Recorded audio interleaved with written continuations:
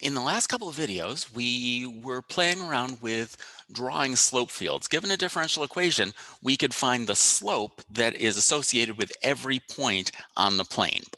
And what we're going to do now is, now that we've got a slope field, we can use it to estimate solutions of differential equations. Let's take a look at what I mean. So I'm on page 613 in the notes right now. And this is the slope field that we did in our first example on the last page. And so now that we've got this little, like I say, this is like a little pinhole of all of the different solutions, except these are really ridiculously long lines compared to the ones I was drawing. And so what we want to do is we want to imagine what is the entire curve that goes through the point 1 comma negative 1. All right, so 1 comma negative 1 is like this. And there are kind of two ways that I want to go about this. I want to do it in a very sloppy way, and I'll use my pencil for that. And that's just kind of to imagine, well, right here, I know that the slope is 0. So why don't I just keep drawing this as a slope of 0. And then it gets over here, and then bang, now the slope is negative 1. So I want to continue this with a slope of negative 1 until it gets to this point. And then boom, now that we're over here, we've got this slope of negative 2. So you can kind of see that I'm going to this point, and now I've got a slope of negative 3. So I'm just kind of following each one of these lines to give me a suggestion. And the same thing is happening over here. This is gonna go off in that direction until it gets to here, and then it's going to go up in this direction. So this is kind of, we're seeing that it's kind of tracing out a very weak looking parabola. Now that I've done that, let me do this in a slightly more responsible way, and I'll use my pen for this, because I kind of drew this like it was a 0 slope for this entire section, but that's not really the case. It really is, it starts having a slope as soon as it leaves this instant. Okay, so over here, the line should have a slope of 1/2. Right here, it should have a slope of 1/4. All right, so I want to kind of gradually have it get up. By the time it gets over here, it should have a slope of 1, but it should work its way gradually up to that. So maybe it's going like this. All right, and so you see that once I've crossed this line of 2, now I've got a slope of 1 like it has over there.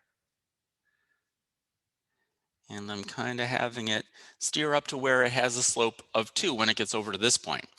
There's a little bit more room to play with over on this side of the graph, so let's continue doing that.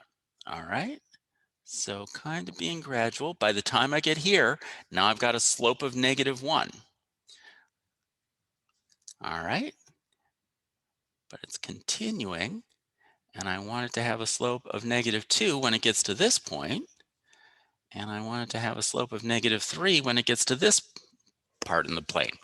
So you're seeing, I hope you see here, that I'm using this slope field to suggest just about what the curve should be at each point along the path there.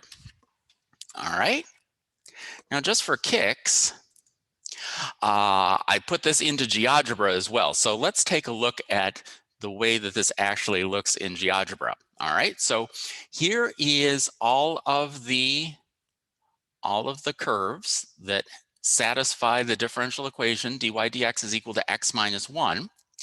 And they asked for the one that goes through the point 1 comma negative 1. So I am just kind of going tick, tick, tick, tick until the vertex there a little bit too far. There, whoops, had it for just a second and then lost it. Okay, oh, just like that. All right, so this is the actual equation that satisfies that. Looking at GeoGebra, I can see that this equation is 1/2 x squared minus x minus 0.5.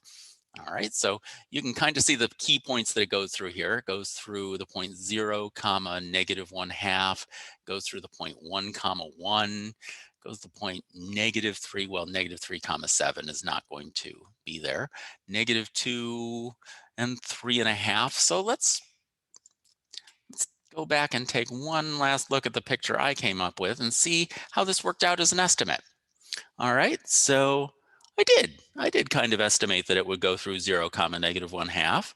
I think it was supposed to go through -1 comma 1, and I kind of missed there, but it was good for just a hand-drawn estimate, don't you think? So that's the thing that slope fields can do for us. And this was an easy problem because we can calculate the the antiderivative of this and see, okay, it was supposed to be a parabola. Um, but there are times when this is going to be much harder to do in the real world. And so this idea of having a slope field gives us an idea of how we can estimate the solutions to difficult differential equations. All right. In the next video, we are going to move on to the next part of what we need to do with slope fields, which is looking at a slope field and determining which differential equation generated that. So this is going to be a fun activity too.